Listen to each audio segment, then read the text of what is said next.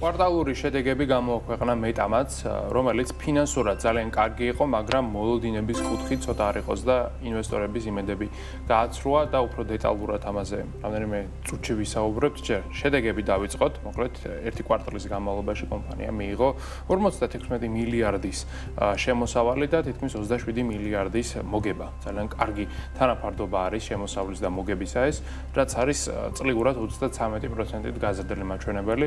მკვეთრ ნახტომთან გვაქვს რეალურად საქმე, რაც არის განპირობებული ორი მოცემულობით. პირველი ის, რომ ბიზნესები უფრო ხშირად უკვეთავენ რეკლამებს მეტაზე და მეორე მიზეზი ის არის, რომ ხელოვნური ინტელექტი რაც ჩაშენდა მეტას პროდუქტებში უფრო კარგად ანაწილებს სარეკლამო ბიუჯეტს, უფრო კარგ შედეგებს დებს და შესაბამისად უფრო ხშირადაც უკვეთავენ კომპანიები რეკლამებს მეტას პლატფორმებს, იქნება ეს Facebook-ი, Instagram-ი, WhatsApp-ი თუ სხვა ნებისმიერი რამ. ჯამში ბიზნესი, რადგან დგას მეტა, არის ძალიან ჯანსაღი, სტაბილური და გამართული, მაგრამ ინვესტორების იმედგაცრუება გამოიწვია ორმა მიზეზმა.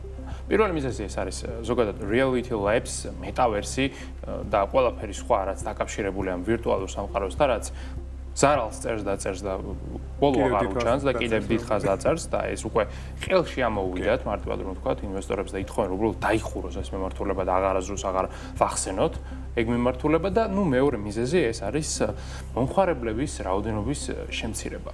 ასეთი რამ მეტას ჯერ არ ქონია, ზოგადად მეტას მომხმარებლები ყოველთვის იზრდება და მას პლანეტაზე ყველაზე მეტი მომხმარებელი ყავს და რაოდენობა არის 3 მილიარდ 560 მილიონი. ალბათ ყველა ქართული. საერთოდ ყველას მონაცემებია მეტად. მთელი დედამიწა ამისი მომხმარებელი ფაქტობრივად ნახევარი მაინც ყოველ შემთხვევაში, მაგრამ ეს მაჩვენებელი 5% არის შემცირებული, ანუ აქტიური მომხმარებლები, ეს არის უბრალოდ რეგისტრირებული მომხმარებლები. რეგისტრირებულების რაოდენობა ასტრონომიულად მეტია და ზოგიერთი ანგარიში უბრალოდ ფეიქია.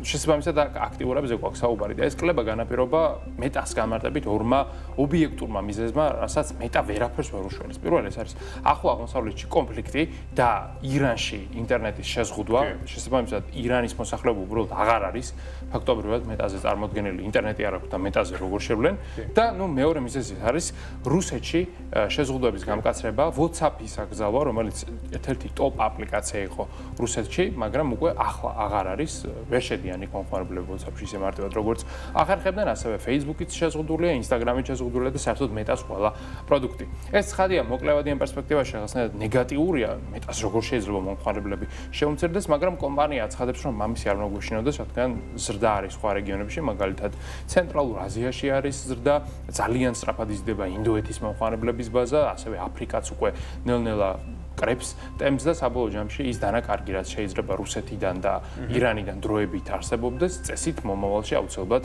გამოსწორდება. თანაც ეს კლება მათი ბრალი არის. არ არის, მე არ არის მნიშვნელოვანი. ხო, უბრალოდ ეს არის, ანუ გეოპოლიტიკური მოვლენა. ხო, რა თქმა უნდა, ინტერნეტი თუ აღდგება ირანში, ალბათ Facebook-ზე ისევ შევლენ, რა ვიცი. რატომ არ უნდა შევიდნენ, ზუსტად ეგ არის აქ მიზეზი. მიუხედავად აი ამ ყველაფრისა, ეს ამბავი ინვესტორებმა საკმაოდ დრამატულად მიიღეს. მართალია, ჯერ ბირჟა არ გახსნილა, მაგრამ მეტას აქციები არის შემცირებული 8%-ით.